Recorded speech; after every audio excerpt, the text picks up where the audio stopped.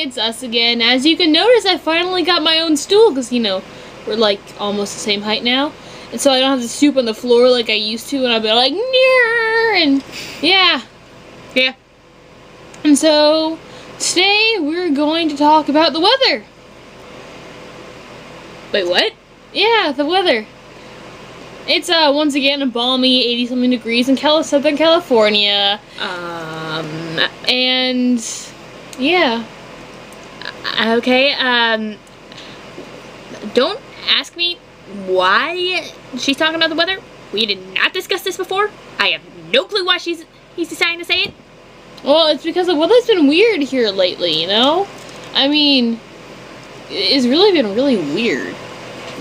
I can agree with that, but I mean, last week, it was really raining and stuff for all week. Or was it this week? it was this week. That was this week? Okay. Yeah. It was raining and stuff this week, and then last week and the week before that, it was like 150 million degrees. Yeah. It's messed up. And that has almost nothing to do with the topic that the title probably says. It is about vampires. It is? Yeah. Oh, okay. Okay, so, each of us is gonna explain, like, the rules. Like, I'll explain classic, I'll explain new, in case, like, people don't know for some reason. And then we shall talk about the best and worst jobs for vampires. Okay, Nora, take it away. Okay, so this is going to be your history lesson for today. Most of the original vampire stories came from Germany, and the old vampires were not very much like the ones we have now. They were green. Yes, green. They were hairy. They had long fingernails, and they mauled you to death. And another couple of things about vampires was that they could do a lot of shape-shifting. They could turn to moonbeams, they could turn to fog, they could turn to wolves, they could turn to bats. Yes, I did say they could turn to wolves, they could. And they could climb up walls, they could do a bunch of other stuff, and they did age. What kept them young was blood. And the way to turn into a vampire is you had to be attacked by a vampire several times normally, and have a lot of your blood drained, and there wasn't really an accidental way of becoming a vampire. If you became one, someone wanted you to be one. So, after you had a lot of your blood drained, you had to drink some of their blood from their heart, which there really wasn't much of. And then you would look like you died, and you'd come out of the tomb and then eat the village children. There were a lot of rules back then, too. A vampire could not make you come into their house. You had to come in on your own free will, as almost in capitals in every vampire book. But this was by this time when most of the vampire rules had really been established, and the more courtly vampire, the more polite, non-green, groomed, didn't maul you to death vampire came around. Well, it's a lot later, and they had migrated to just about everywhere in the world. So you could only go into their house on your own free will. Generally they could not force you to enter, unless they, like, kidnapped you in a sack, but, there's a couple exceptions to every rule, you know. They could not come into your house unless you let them. But once you allow them in once, they could come back as many times as they wanted. Which is not good, because they would eat you and everyone that you know. Blah! God! And there was also a lot of ways to kill a vampire. Though garlic may not kill them, but it does stop them from doing just about anything. They can't attack you if you shove garlic in their face. They can't move if you shove garlic in their face. If you have garlic in their door, they can't leave. If you have garlic in their windows, they can't leave. A lot of stuff like that with garlic. There was a lot of ways to kill them. Wooden stakes were the most common because it would kind of keep them pinned to the ground while you kill them slowly.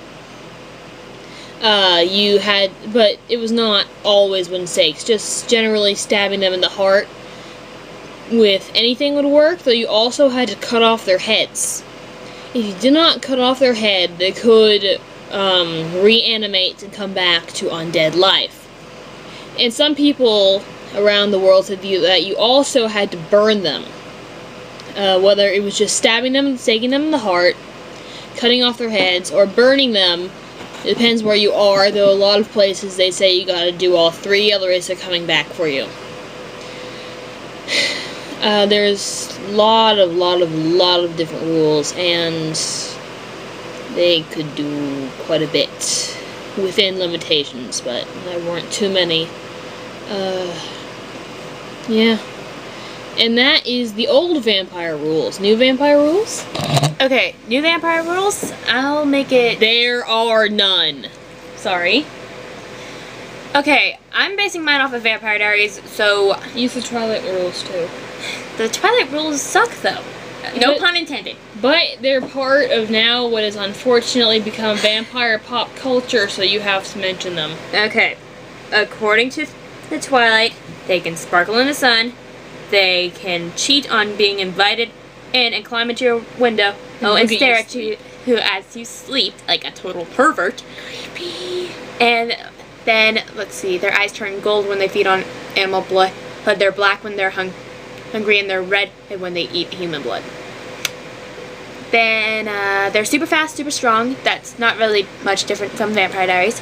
And for Vampire Diaries, garlic doesn't affect them. I don't think it affects Twilight vampires either. And you can't really stake Twilight vampires. You have to rip them up into pieces and burn them.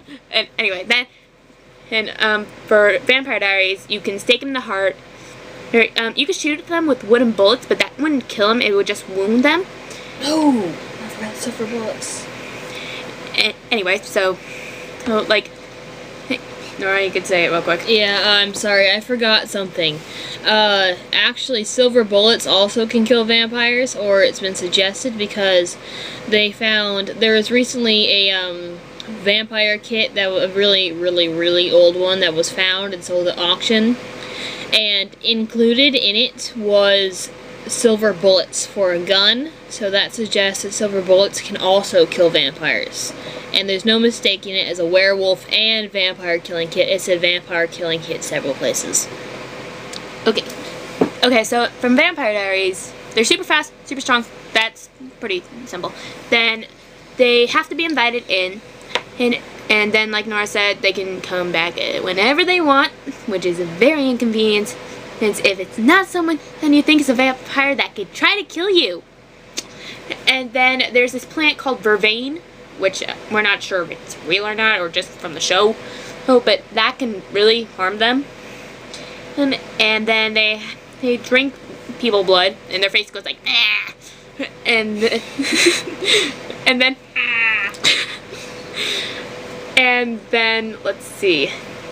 Crucifixes in Vampire Diaries doesn't affect them, it's just like decoration. Then garlic, they eat garlic. And then holy water is drinkable by them. But who would really want to? Good point. So yeah, that's Maybe just never basically been addressed in the show. That's basically. Oh, and plus they do burn up in the sunlight in Vampire Diaries, but they have special rings that protect them. It's like woo, magic. So yeah, this is like turning into a 9-minute video about just rules. So we'll tell you the jobs next video. This is coming way too long. Okay. Say bye. Oh yeah, and crucifix only work if you believe. Okay, bye. Bye.